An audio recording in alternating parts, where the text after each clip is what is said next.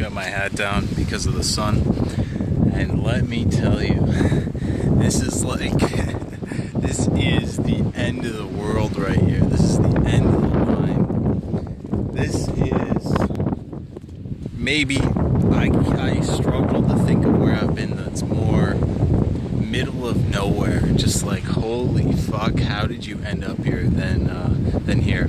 Now, one of those feelings may be because Nicaragua has it's in a bit of a tumultuous situation right now with its politics, and people are disappearing, and it's all kind of bad. It's all kind of not so good right now, so they're seeing a lot less tourists come here. I've heard numbers are down by 89 or 90%, so a lot of these local businesses are closed, a lot of the hotels are closed, there's a lot less people here than you would expect. So it can be kind of weird because a place gets built up on certain numbers and it gets used to a certain amount of people, and then it instantly stops, or it drops down to like 10% of what it was, and so that can create some dissonance because you see the infrastructure for all of these people who are not coming anymore. So certainly it's some of that, but also it's just, I mean, this really is the end of the line where I'm staying right now. We're at the end of this dirt road, and it's like getting here. Think about getting here. How did I get here?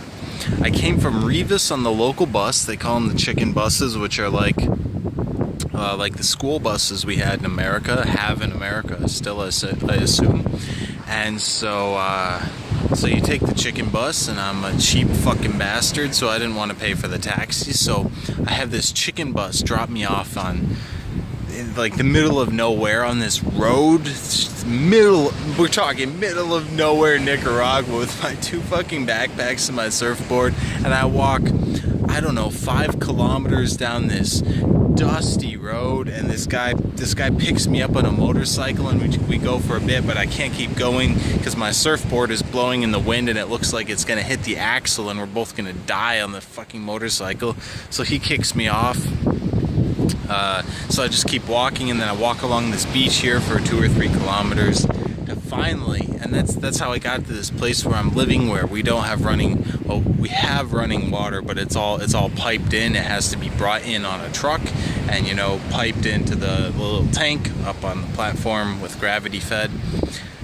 And we have power generally when it's not cut out, and we have Wi-Fi, so certainly there's that, but still this is a very remote region. This is very, very kind of its own little place apart from the world. And so that's certainly going to appeal to some people, and absolutely going to not appeal to others. So I would just say to you, think about that before you come here. It's not like, you know, it's not like you don't have anything. There are little mini marts, and there are restaurants and a few bars, and you can get whatever the hell you need. You can get your rum and your cokes and your cervezas, your pivos, your beers.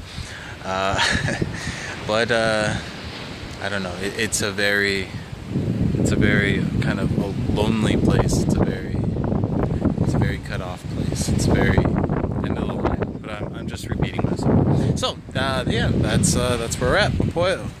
Kind of sunset right now. Change the direction here. That's the other direction. Bad view of me, good view of Popoyo.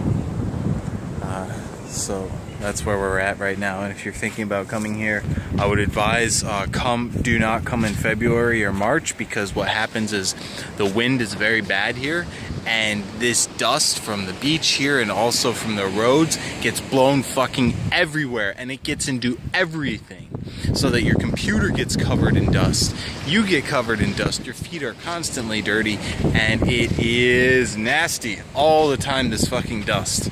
So I would say don't come here in February or March because of that, but otherwise, well, fuck it, man. If you're into the crazy shit, come check it out.